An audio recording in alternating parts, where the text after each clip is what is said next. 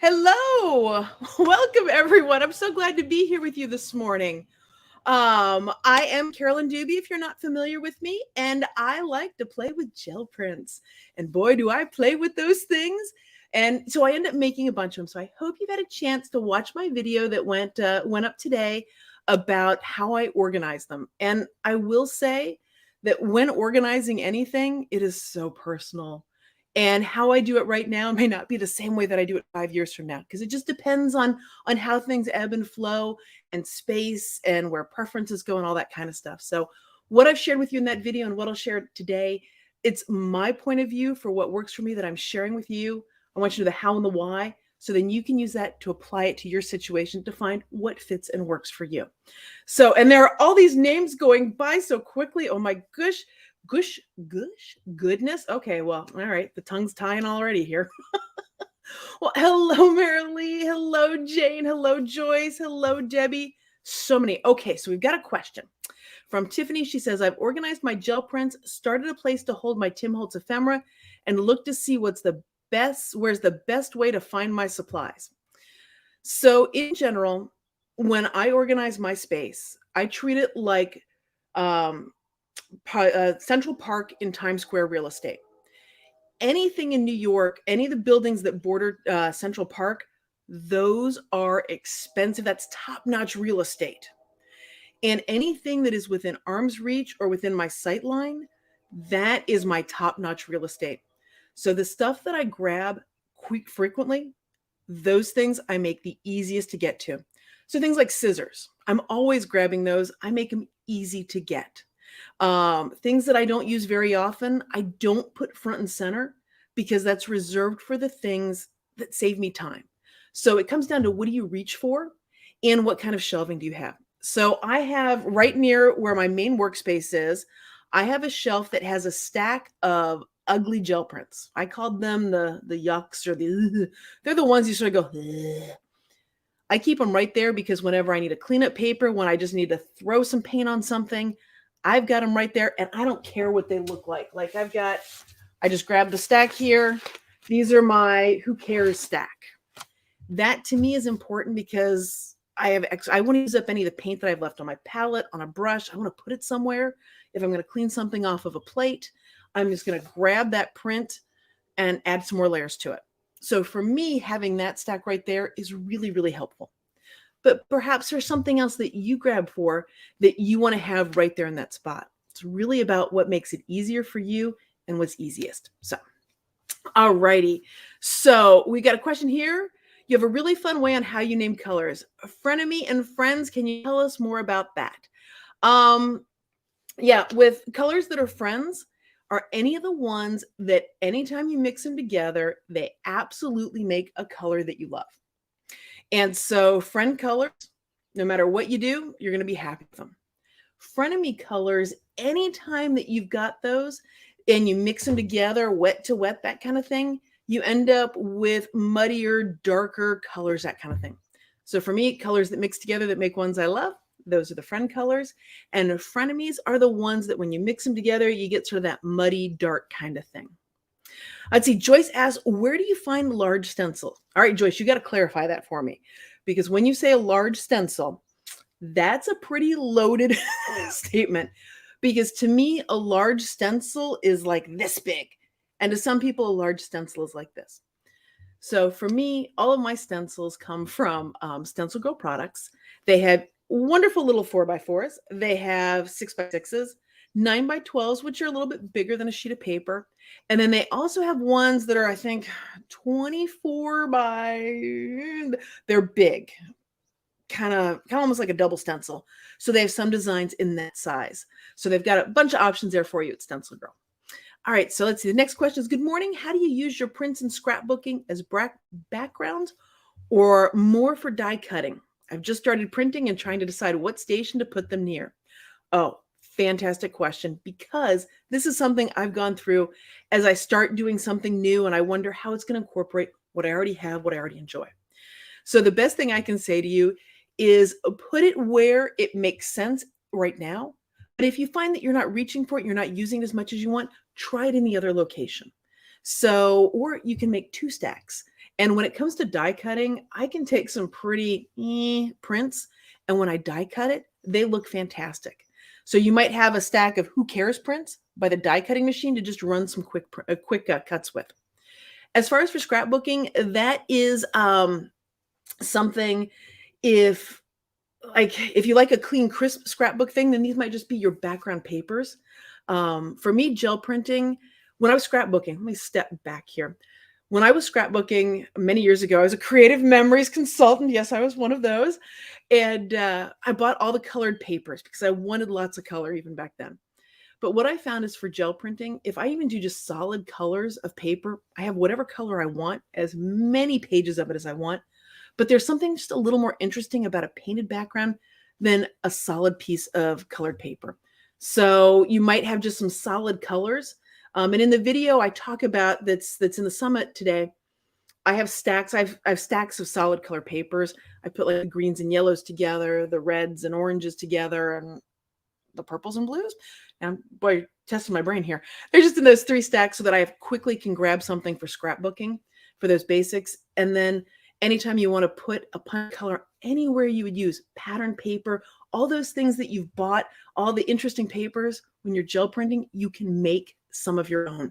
And that's what I love about it, is it's custom to whatever I want. So I hope that helps you there. All right, Tiffany says, is your shirt some art I created? No, I was supporting the economy with this one. This is from a company called Parsley and Sage. And the minute I saw it, I knew I had to own it. So what paper do I print on? Whatever I've got. Literally anything within arm's reach is fair game. I do have a wonderful treasured stack of my kids' homework from when they were in high school. One of the things I sort of bemoan about the digital age is there won't be as many papers like that to use, but I literally have saved their papers and I'm slowly working my way through them. I'll print on anything. There is one thing, however, that I generally avoid as best I can, but anyway, one of the things I avoid is a heavily coated paper. Like an inkjet photo paper. Remember back in the day when we'd print our own photos on that stuff, when it was cheaper to do that? But that paper is actually really pricey. So somebody's got a lot of money to burn if they're using that for gel printing. But anything that has that super, super thick coating, because it may leave a residue on your plate. Now, that said, I will absolutely use anything on a plate. And I don't care if I ruin it. I actually have been on a mission to ruin gel plates because these things are like indestructible. Only once have I ruined a plate, and it was a fluke. And on that plate, one side has been trashed. It was through some tape thing. And I've got a video of it on YouTube and why that happened. And it really was a one-off situation. But on that one, even though I've ruined one side, flip it over. It's got 2 sides. So I will try anything. I will use 90-pound cardstock is probably my go-to. There's an inkjet or a coated paper. And when I say coated, it's not that super thick. It's just they put some fancy something on it. Copy paper that I've been playing around with, somebody introduced me to. I will use junk mail. I will use anything that is fair game that I've got within arm's reach. All right, so Teresa says, this is all new to me. Now that I have your tips, where can I go to get tips on what to do with them? I don't understand. So Teresa, if you're saying that you are looking into gel printing, one of the quickest ways to get a feeling for how it works is that 600 gel printing ideas for beginners, because in that video, I go through everything you need to know to get started. And from there, you can understand what you need to do to make a print, different ways you can build up layers, what you can use to create pattern things from around your home in there. So that may be a great place to start. But if I haven't answered your question, feel free to throw another one in there and I will clarify. All right, so Debbie says, what's your favorite way to add the thin print paper to cardstock? Kind of whatever I have around. So glue stick, if you're working with a thin paper, glue sticks are easy to attach lightweight paper. If you're working with a heavier paper, you're going to want something more like, a gel medium or any kind of, some people use double-sided tape. Some people use gel medium. It really depends on what I've got nearby. If I want to wait for something to dry, what I'm going to be doing with it. Again, my general rule of thumb for stuff is whatever you've got within arm's reach or that you have on hand, that's the best thing to use. Let's see. I want to try gel printing. What size would you recommend for a starter kit? I'm a bit confused with all the different options. Oh, there are so many different sizes. And this again is a very personal choice. So in general, I recommend an 8x10 to start if you're not sure. Here's the thing. If you always work very small and you like to make little ATC and you stay with a card size, then a smaller plate like the 5x7 would make a lot of sense for you. If you like to work bigger, then a bigger plate might make more sense for you. Or if you know that you want to make 12x12 scrapbook layouts and pages like that, then a 12x12 plate would make sense for that. So it really depends on what you like to do. In general, I like working bigger, so I gravitated toward the larger plates. That said, I really enjoy making prints with the little ones too. So it's a very personal choice. So whichever one fits best for the kind of things that you create now, get a size plate that fits those kinds of things. All right, let's see. We've got one. I have never done gel printing, but your enthusiasm and ideas have me seriously thinking about it. Well, here's the thing about gel printing is it's a lot of fun and it's unpredictable. And that's what I love about it because I can get bored really easily. And I like that even after, has it been 10 years? More than that? Long time playing with the gel plate, I'm still finding new ways to use it, new things that I can do with it. And like just about every art supply can find some way to work with it in some fashion. So for me, it's the versatility of it. And it's very much like having a paintbrush. You know, there are a gazillion ways to use a paintbrush. And for me, a gel plate is the same way. So if you're curious about it and want to dive in, I say go for it because it is a whole lot of fun. And it's nice to have when you're making something, papers that you created. They're uniquely yours. You can always have them in the exact color that you want. I don't know. I've got a little scarring from my scrapbooking days when like the perfect blue paper that matched everything came out and then it was gone. It was just gone. Like you had to buy it all. And I found myself hoarding scrapbooking supplies because you literally could never get it again. And to get the colors to match and all that kind of stuff. And once I started gel printing, I could just print whatever color that I wanted. I could just buy more of that paint and I could have as many pages that I wanted.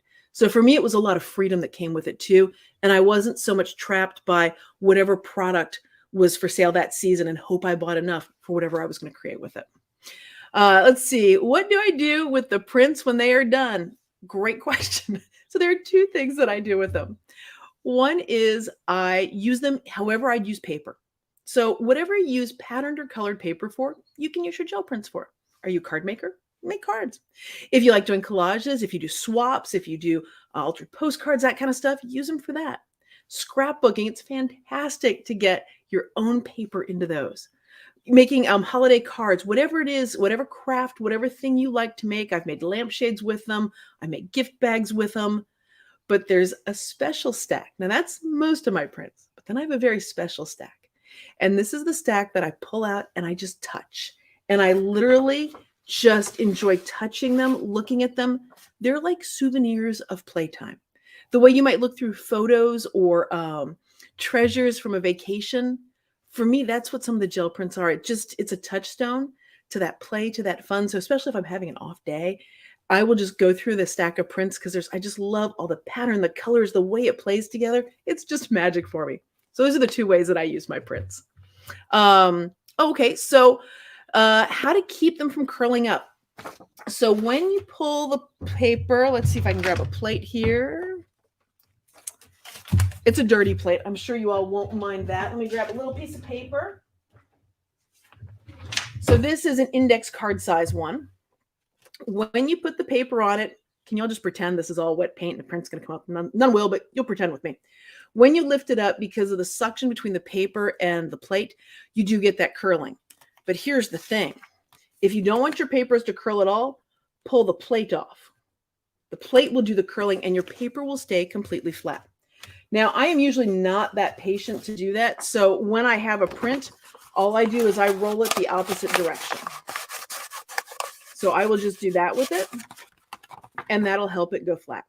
The other thing is just put a book on top of your stack of prints, and that will also keep them flat because especially in the summer when it's super humid here, my stacks can start to curl sometimes. And so you just keep a book on there to keep it flat. How do I store my plates? Oh, this is a loaded question. Okay, so there's a lot of debate on this one.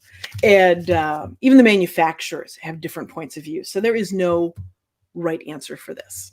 The way that I do it is I store, like I've got, now I've been doing this a long time. So I started with one plate, and then I had two, and then I had three, and then it grew and grew. So, and I also teach gel printing classes. So I also have class sets of these things. And putting them back in the clamshell is one way to do it. And what I found is I didn't want to do that much work to put it back in a clamshell. Like, yeah, that for me was actually too much work to put it in the clamshell. And so what I started doing is I literally stack them like this. Let's see if I can get on camera here. So I will stack my plates one on top of the other. And I will do this with my 8x10s. I'll do a stack about 12 high just because my shelf can't handle much more weight than that. Because I have the class sets of them. Now, when I'm doing this, there is plastic between each one of them. So there's, let's see if we can get, there we go. Oh, this is fun watching me try and maneuver this. Wow, my sense of dexterity. I've got a sheet of plastic on there. That is either the plastic that came with it, or mine get dirty over time. And I just replace them with office transparency sheets, like uncoated, cheap laser transparency. I mean, the cheapest, the worst, the kind that get terrible reviews on Amazon. Those are the kinds you want because they're just cheap, thin plastic. And I just replace them with that so that all of mine have a back on them. And then I can stack them one on top of the other. That's because I'm too lazy to put them anywhere else. Now, the ones that I'm constantly grabbing, I have back there a little cabinet with those skinny long drawers. Right now, each one of those has a gel plate in it. So I just put them, it became too much to me to even stack them like this. So I just put them in drawers. And by the way, those drawers, I think they're from American Best. American Best it's Best Cabinet Organizers, I think is the brand name. But those little drawers, they actually have ones that they've made that go inside IKEA cabinets. And I just love having those super thin little flat drawers. And I've had those things 10 years. I've had them forever. And what I put in those drawers shifts and changes to what I'm doing. Like right now, I've got a gel printing project that I'm working on. So I'm using a whole bunch of plates. So I've got those in there just to make it quick and easy to grab and go. Wait, let me go back to the controversy about storing your gel plates. So when you store them with plastic on them, what'll happen is you can get some little air bubbles in there. If you are meticulous, the engineering people that can put that plastic down with absolutely no air bubble in it, it'll store just fine. I am really not going to work that hard. So sometimes I do get little air bubbles, but they don't affect my print. So I'm not going to sweat it. I'm not going to worry about it. Some people, there's one manufacturer that says store it with paper on it. And that will make it so you don't have any bubbles. That is true. The problem with that is that the mineral oil that's in the plate leaches out onto the paper when you just leave paper on it for extended periods of time. Now, I figure that mineral oil is in the plate for a reason. So if that paper is pulling it out, it can't be good long term. But one manufacturer says that. Another manufacturer says, do not store it on those plastic pieces. Store it in the clamshell.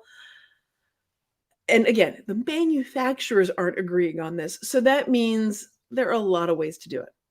If you do your gel printing and you do really, really thin layers, super thin layers of paint, the little air bubbles might show up.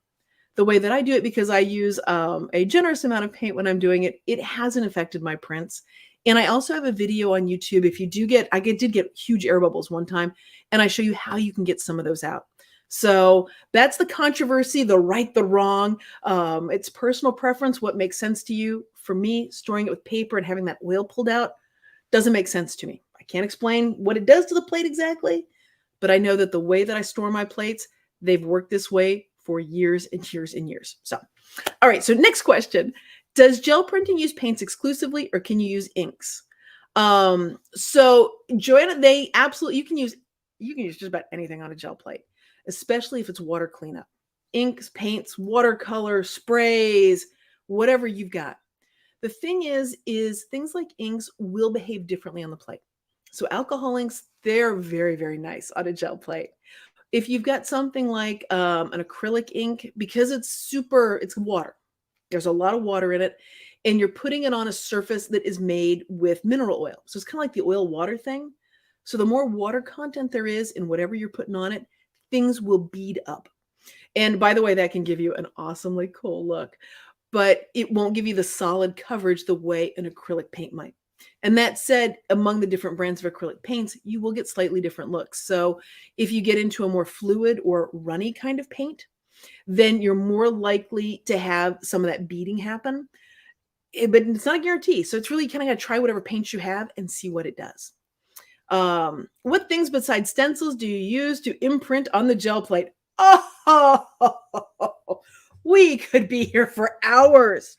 So I love to play with things that are interesting shapes and patterns because they're all around us. I mean, yes, you can buy fancy tools. Yes.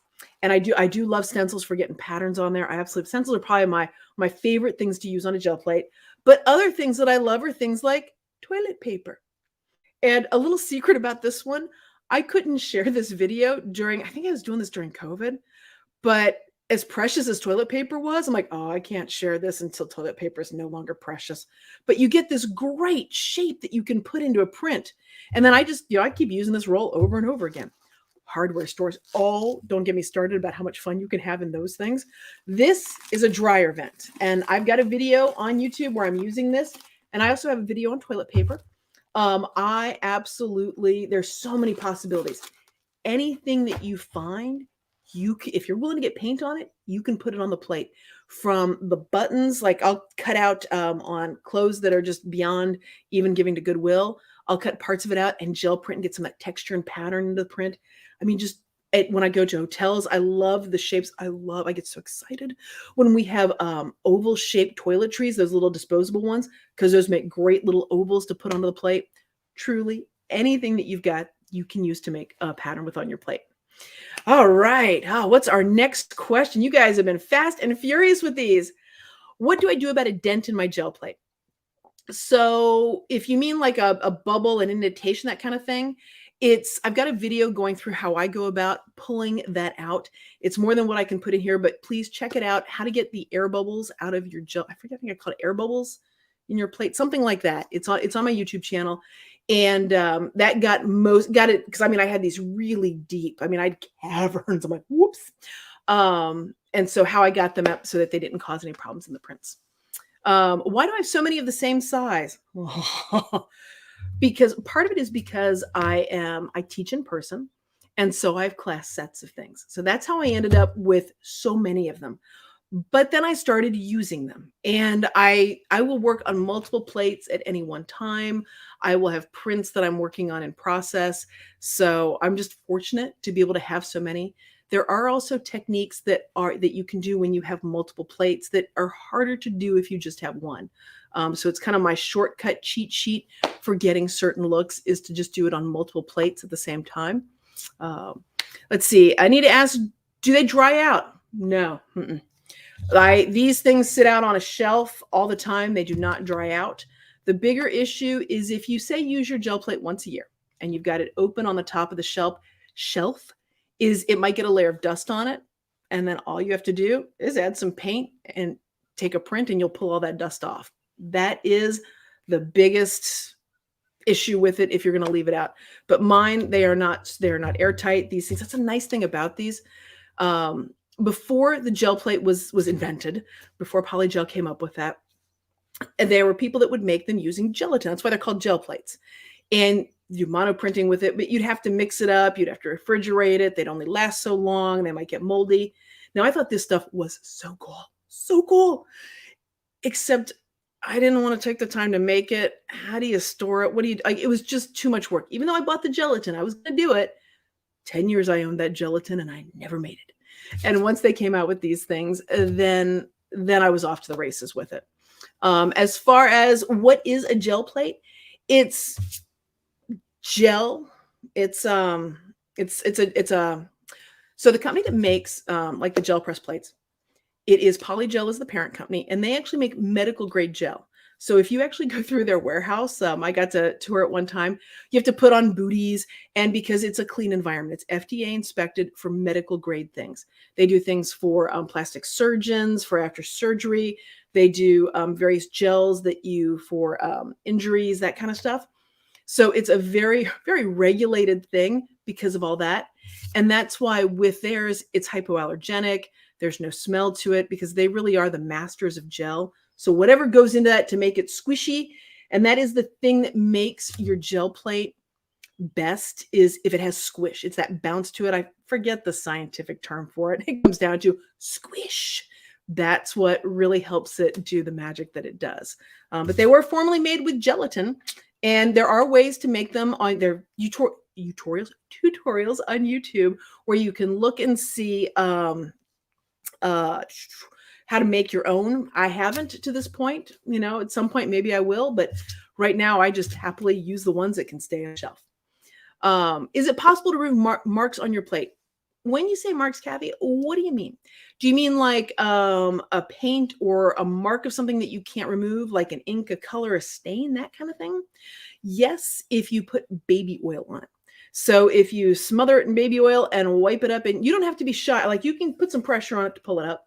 That'll remove just about any kind of color, whether you've got alcohol ink, that kind of thing. I did find one thing stained my plate really, really fiercely. It turned it very, very red. And even though the plate looked red, it didn't show up in my prints. It didn't matter at all in the prints. And over time, as I've been using it more and more, just slowly that red kind of disappears. Let's see, any difference between brands? Yes and no. So there are some that are very hard, that they say they're a mono printing plate or a gel plate, but it's a very firm surface, and I can't remember which company it is. That won't do the same kind of thing. You need to have the squish. For the most part, I've really only seen 2 brands that are that have that squish to them: Jelly Arts and Gel Press. So those are the 2 big brands. There are some slight differences between them. Gel Press is more hypoallergenic just because they've got the FDA inspection level. Their plates, before you use them with paint, they're actually food grade.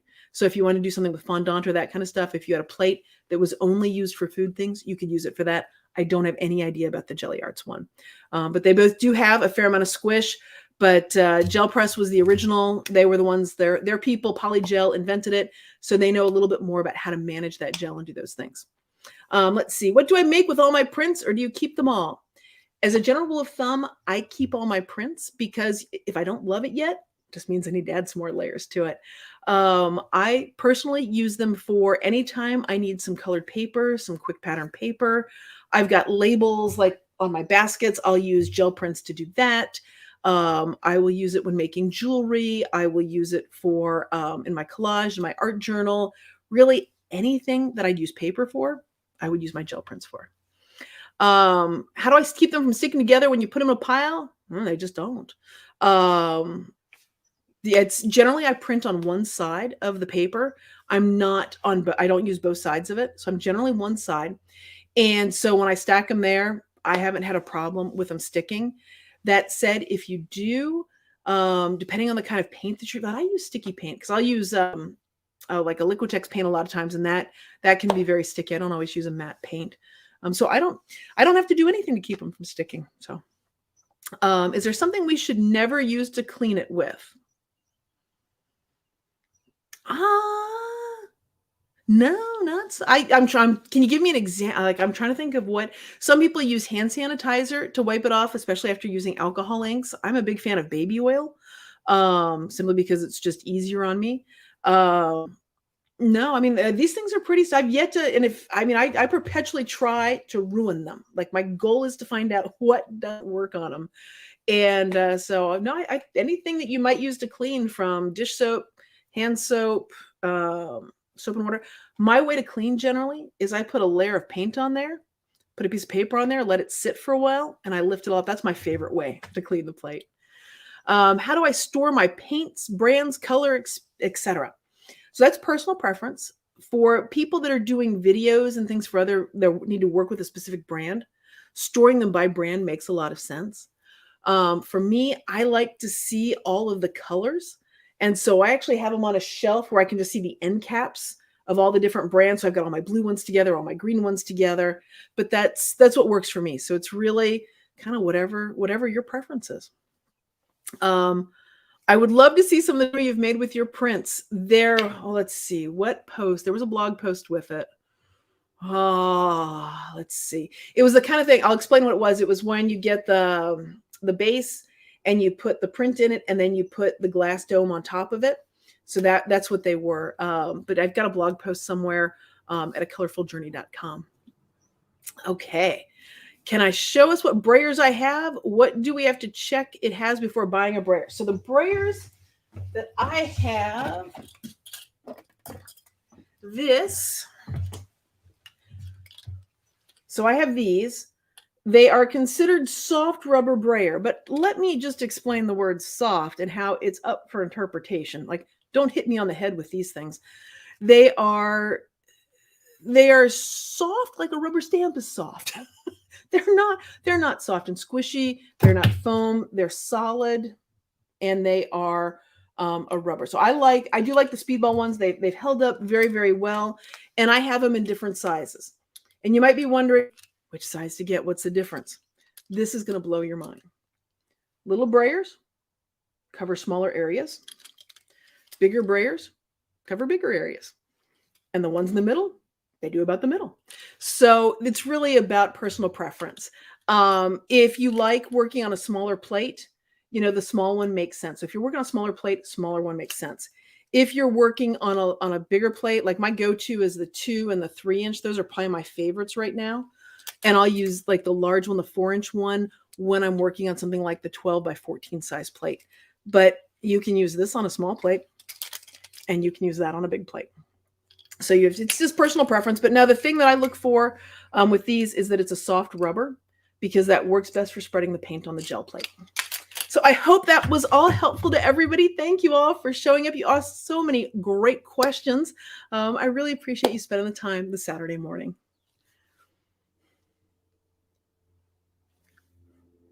Oh, now here's where I get to do the awkward thing of, oh, am I supposed to do something? Or like, so, and if there are, okay, I'm trying to read through the comments and you guys are typing so fast. Glad it was so helpful. You are very, very welcome. You could listen to me forever. Well, okay. We need to tell my husband that, because he doesn't always feel that way.